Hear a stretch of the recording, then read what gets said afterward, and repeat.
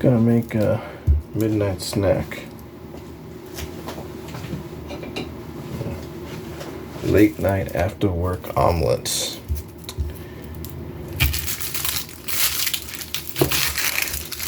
Save this for later. So I have something nasty there. Old onion.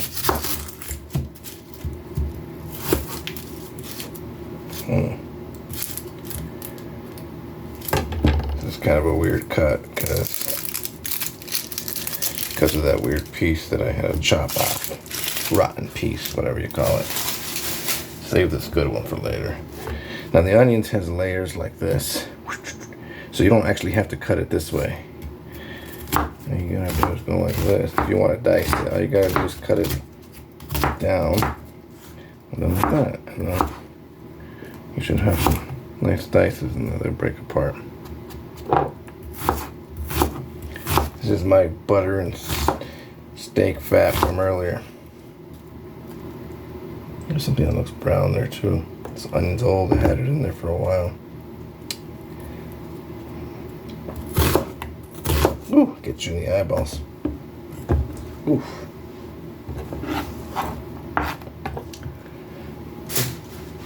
Okay. Here's the mushrooms.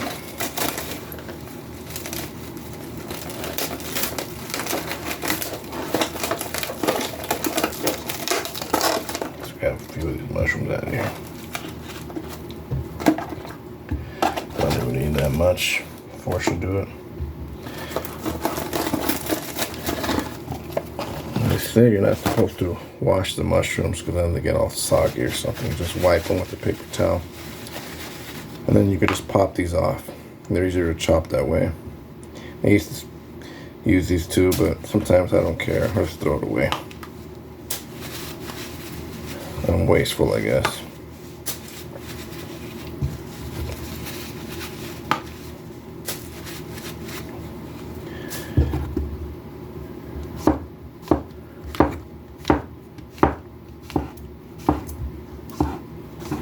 I'm gonna cook that mincemeat that I had leftovers from the New York when I made the Manhattans. I think I'm gonna make myself an omelet. It's kind of weird. I got off work 11 o'clock at night. I just feel like an omelet, I guess.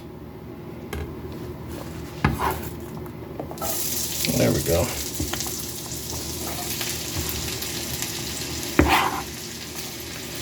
And you add some salt. Helps extract the juices from the onion.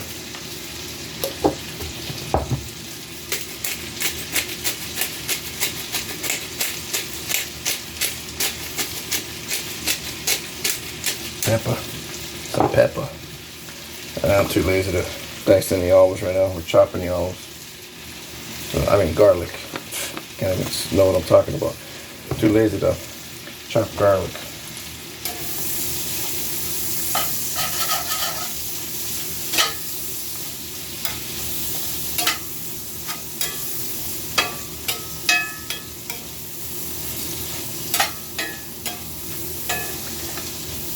This is gonna be a lot because I got all that mushrooms there, and then I got a huge bag of meat. So I'm gonna make myself the omelet, and then I'm gonna have leftovers. I'll probably make some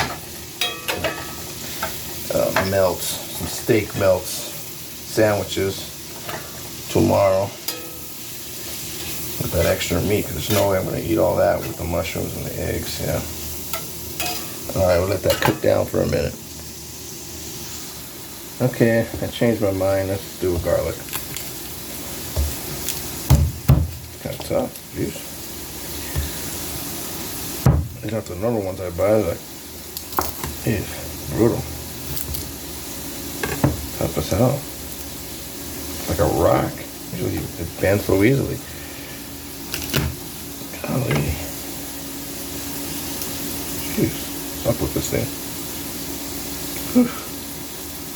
I don't know about these purple garlics. Not my usual. What the hell?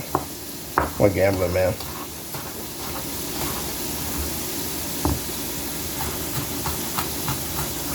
It's been a few minutes.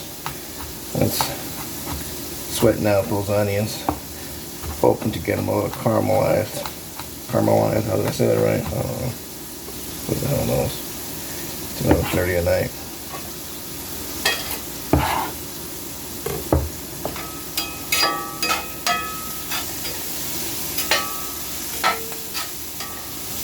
Those mushrooms are looking good though. I don't know. Yeah, you can't see from there.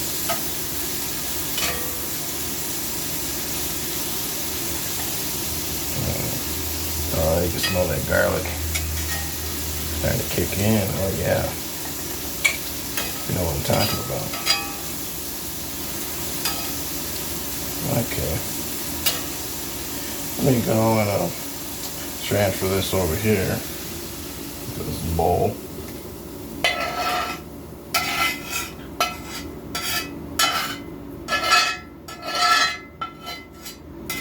So I can cook this meat a little faster.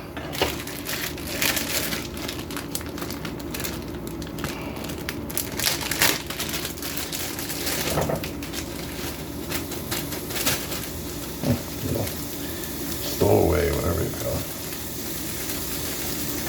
You gotta go. There you go. Alright.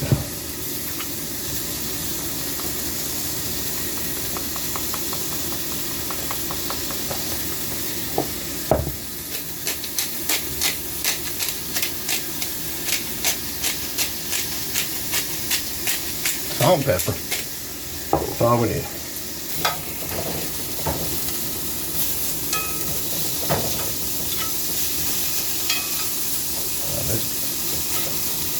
Beef has a few chunks of fat in there. Render some of that down. Give it a toss. Look at that salt and pepper evenly mixed. Okay.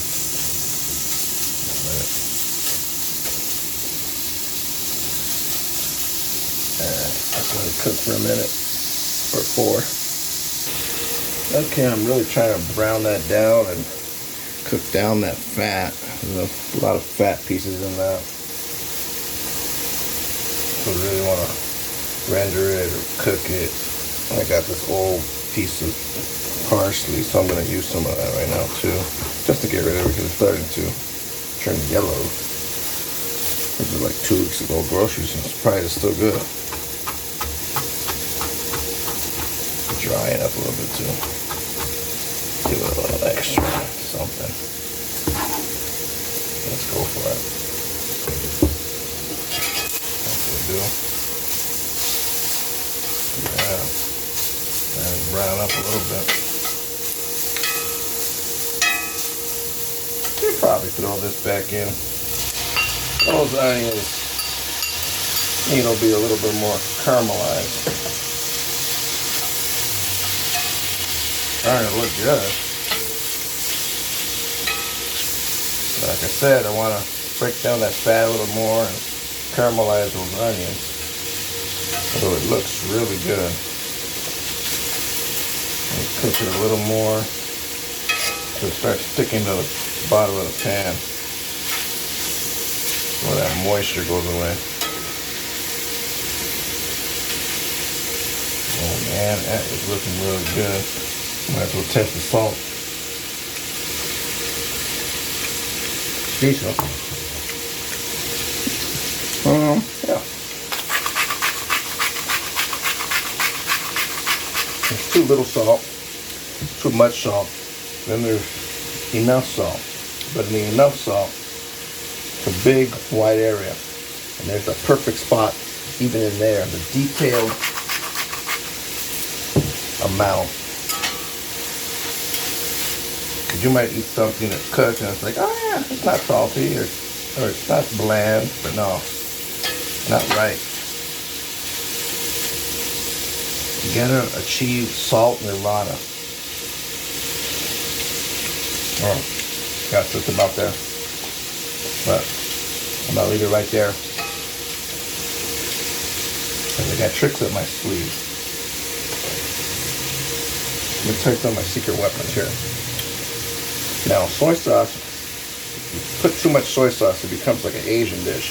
But if you put just a little bit, it gives it a savory note, and it doesn't taste Asian at all. It just gives it a savory note. You just gotta know how much to put. It's low sodium, so it's gonna add a little sodium, but not that much. I like to use a low sodium soy sauce, therefore I can put the salt that I want for my sea salt. I love my sea salt and my pink salt. Oh, that's good. Okay, and then there's one more secret ingredient I love to use, and that's my jalapeno juice. It gives a little vinegar and flavor. I use this in a lot of stuff. Moisture, especially if you got some dry ass meat. Sometimes my dad would overcook something on the barbecue and I would chop it up small the next day and reanimate it with some of this jalapeno juice and on a frying pan, and oh man, good to go. Saved it. Alright.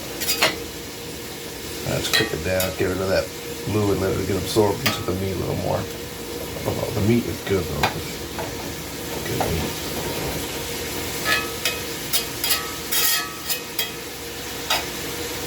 Just gotta cook it down a little bit.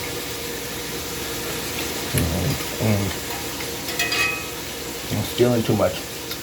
Eat.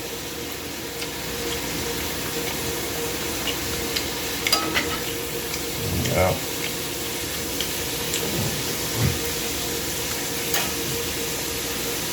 Maybe use a little bit more garlic powder. With that dry ass garlic, we don't really have that much. That's sweet, come on. Alright, that should be alright.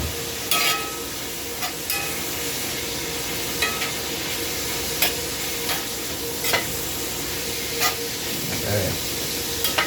So like I said, that's enough to probably make a steak omelet here, and then 2 or 3 sandwiches tomorrow morning. I'm gonna have the omelet for night snack and the sandwiches in the morning. Oh man, that's soft. Alright, that's good. Alright, that's the meat. See you on part 2 when we make the omelet.